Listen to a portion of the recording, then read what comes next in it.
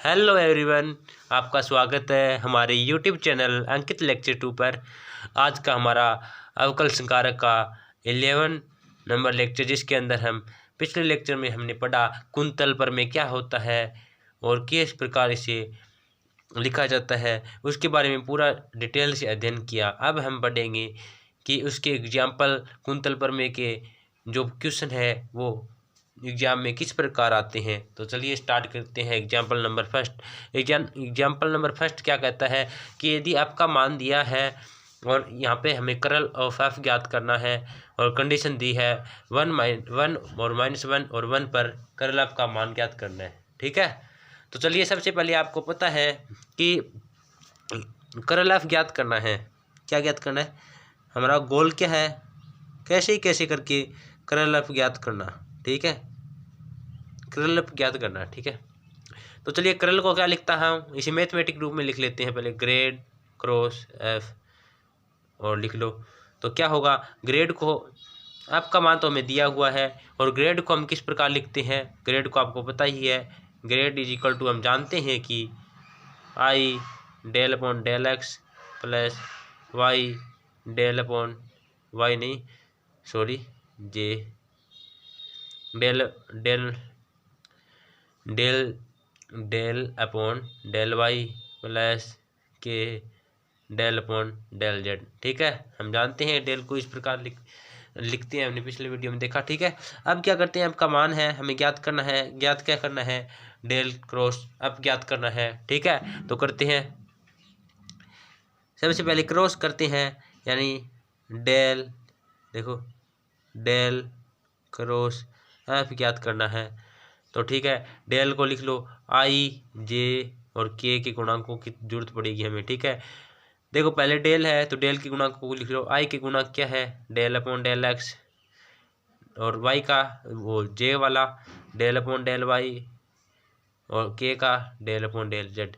यहाँ देख लो, हमें पता चल गया कि डेल क्रॉस अगर कर्ल एफ पूछे तो आगे से ध्यान रखना है कि आई जे के लिख कर हम तुरंत सीधे ही लिख देंगे del upon del x, del upon del Y, del upon Z. क्यों, हमें पता है कि डेल वाला जो ग्रेड है उसका गुणांक है वो डेल अपॉन डेल एक्स इसके रूप में होगा, और एफ का आई वाला गुणांक क्या होगा, x y square 2x² y z और माइनस के 3y/z²। ओके, यहाँ तक कोई दिक्कत। अब देखो, अब क्या करते हैं, अब इसे आपको पता ही है, आपने 11th 12th में सीख लिया होगा इसे मल्टीप्लाई करना। देखो अब आई वाले गुणांक को यूँ का यूँ, और इस वाले टर्म को छोड़ दो, इस वाले टर्म को छोड़ दो, और इसका मल्टीप्लाई यानी del upon del y multiply कराएंगे -3y/z², और फिर इसकी मल्टीप्लाई इससे और माइनस का चिन्ह क्या होगा कि del upon del z, del upon del z और 2x² वाई जेड। ठीक है, इसी प्रकार आगे वाली टर्म को लिखना है। देखो क्या करते हैं, प्लस नहीं आएगा क्योंकि ये प्लस का होता है, ये माइनस का होता है, तो माइनस जे वाली टर्म के लिए लिख दो। अब ये टर्म छोड़ दो और ये टर्म छोड़ दो, और इसके लिए लिख दो del upon del x into में -3y/z², और फिर माइनस में क्या होगा, ये टर्म और ये term del upon del z minus x del z upon del x, del upon del Z x y²। ठीक है, अब बची हुई टर्म को इस साइड लिख दो। इसी प्रकार अब के वाले गुणांक को लिख लो, प्लस के, और इस टर्म को छोड़ दो और इस टर्म को छोड़ दो, इसे आपस में मल्टीप्लाई कर दो, और इसे मल्टीप्लाई करके और इसको भी मल्टीप्लाई करके इससे घटा दो, यानी आपको पता ही है del upon del x 2x² y z minus del upon del y x y square. Okay, यहाँ तक कोई दिक्कत। अब देखो क्या करते हैं कि अब इसका डेरिवेटिव कर दो, जिसके सापेक्ष बोला गया है। इसका टर्म का y के सापेक्ष डेरिवेटिव क्या होगा, y का क्या हो जाएगा 1, तो कर दो, यानी यहाँ से क्या आ जाएगा हमारे पास 3 जेड स्क्वायर, और यहाँ से क्या आ जाएगा, और माइनस का चिन्ह यहाँ से देखो जेड के सापेक्ष कर रहे हैं तो जेड का 1 और यो का यूँ आ जाएगा 2x² y, और फिर माइनस का चिन्ह, फिर इस टर्म का करते हैं किसके सापेक्ष, x के सापेक्ष करते हैं, इसमें x तो है ही नहीं यानी ये तो 0, ये पूरी टर्म क्या हो जाएगी 0। अब देखो कि अब इस टर्म का करते हैं किसके सापेक्ष, जेड के सापेक्ष, यानी ये भी 0, यानी ये पूरी टर्म यानी 0, जे वाली टर्म 0, फिर प्लस का निशान तो प्लस का निशान। अब देखो इस टर्म का x के सापेक्ष करते हैं, x स्क्वायर का 2x यानी 4x और y z, ठीक है। अब क्या करते हैं, अब इस टर्म का करो माइनस y के सापेक्ष करना है तो 2yx, ठीक है, यहाँ तक कोई दिक्कत। अब क्या करते हैं कि अब तो हमें कुछ करना ही नहीं है, अब दो हमें मान दी है, ये किसका मान आ गया, ये मान आ गया करल f का मान निकाल लिया है, ठीक है। अब पूछा क्या है, अगर कोई और चीज़ हल हो रही है तो कर दो, वरना कंडीशन क्या दी है हमें, कंडीशन दी है, कंडीशन दी गई है 1 -1 और 1 पर करल ऑफ f का मान, करल ऑफ f तो निकाल लिया, अब कंडीशन और लगा दो, यानी x का मान 1 रख दो और y का मान -1 और z का मान 1, ठीक है। तो रख लो z का मान 1 यानी -3।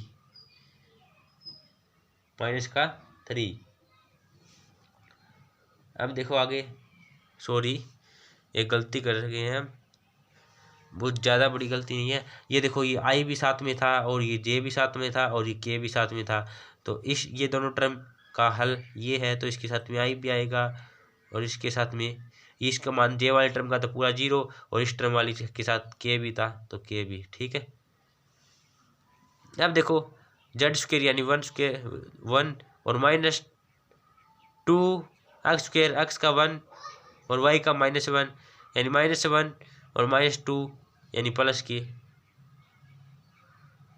2, ओके। और क्या है i प्लस में, यहाँ से देखो x = 1, y = -1 और z = -1 यानी -4, और यहाँ से देखो y = -1 माइनस प्लस और प्लस के 2 और k = अब क्या होगा, अब तो हमने इसका कंडीशन भी लगाकर ये हल कर दिया, और तो अब तो करना भी क्या है, इसे देख लो, जहाँ तक हल हो उसे कर लो।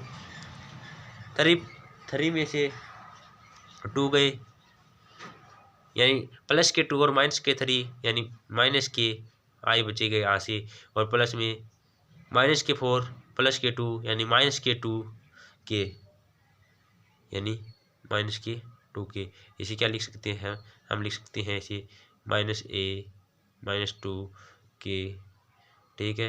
यही हमारा आंसर हो जाएगा, ठीक है। इस प्रकार क्वेश्चन को हल करना है, जो दिया हो उसको लिख लेना है और जो ग्रेड है उसको लिख लेना है, उसके गुणांकों को लिख लेना है और उससे मल्टीप्लाई कराना है। जब आपका कर्ल ऑफ f का मान निकल जाए और उसमें कंडीशन लगा देना और x और y और z की वैल्यू पुट कर देना, ठीक है। अब करते हैं हम क्वेश्चन नंबर, तो ये रहा हमारा एग्जाम्पल नंबर 2। इसमें क्या करना है, हमें कहा है कि आपका मान ये है दिया है, तो सिद्ध करना है कि एफ कर्ल को मैं एक बार इस रूप में लिख लेता हूँ, एफ ग्रेड क्रॉस एफ ज्ञात करना है = 0 सिद्ध करना है, ज्ञात या सिद्ध करना है, ठीक है। तो चलिए सबसे पहले हम ग्रेड एफ निकाल लेते हैं, यानी ग्रेड क्रॉस एफ निकालते हैं। तो चलिए ग्रेड क्रॉस एफ = आपको पता है कि i j, और पीछे वाले क्वेश्चन में मैंने कहा था कि डेल पहले आएगा तो उसको हम सीधे सीधे लिख देंगे del/del x, del/del y और del/del z, ठीक है। और एफ वाले गुणांक क्या है लिख दो, एफ के गुणांक i के गुणांक क्या है x + y + 1, और इसका गुणांक कुछ नहीं है यानी 1 है, j का गुणांक 1 है और k का गुणांक -x - y, ओके। अब क्या करते हैं, अब इसका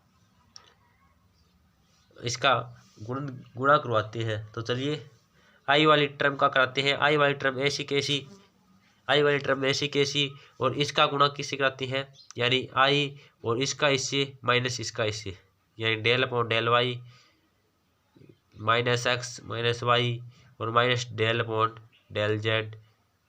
ठीक है, और फिर क्या होगा, फिर इस वाली टर्म का जे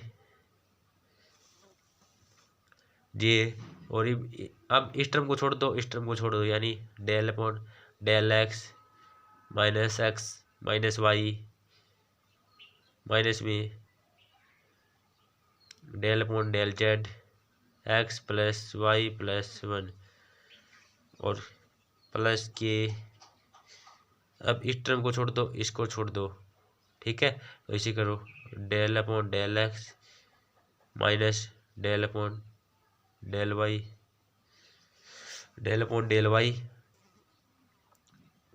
और साथ में क्या है इसके एक्स प्लस वाई प्लस 1। तो अब इसका डेरिवेटिव कर दो। क्या करते हैं, सबसे पहले इस माइनस एक्स का डेरिवेटिव करते हैं। एक्स का डेरिवेटिव क्या होगा, किसके सापेक्ष में कर रहे हैं, वाई के सापेक्ष में, क्या होगा 1, यानी ये आ जाएगा 1 और वाई का 1 हो गया और एक्स का भी 1 हो जाएगा। यानी यहाँ से हम लिख सकते हैं कि इसको जब आप हल करोगे, इसका डेरिवेटिव करोगे, तो इस पूरी रकम का मान क्या आ जाएगा 1। मैं आपको करके दिखा देता हूँ, क्योंकि del y upon del x 1 और डेल एक्स अपॉन, यानी यहाँ से हमारे पास आएगा 1 आई और वो भी माइनस का, क्योंकि माइनस है, माइनस के 1 आई, सॉरी एक बार के लिए, तो बहुत ईजी है, इसे आप सॉल्यूशन कर लेना, इसका डेरिवेटिव कर लेना। ठीक है, और इस टर्म का मान क्या आएगा, यानी ये आएगा माइनस का 1 और ये क्या हो जाएगा प्लस का 1 जे और ये प्लस का माइनस 1 के, यहाँ से ये मान आ गया निकल के। ये किसका मान आ गया हमारे पास, करल। और अब मैंने आपको यह निकालना सिखा दिया, आप इसका जल्दी से, क्योंकि आसान सा डेरिवेशन था इसलिए मैंने आपको नहीं करवाया, क्योंकि अगर वीडियो लंबा हो जाता।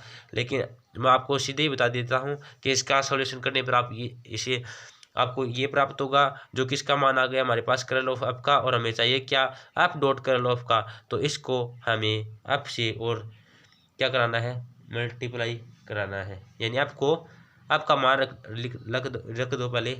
क्या होगा, आपका मान x plus Y plus 1 x plus 1 i plus k j plus k minus x minus y k, और साथ में क्या होगा ये रख दो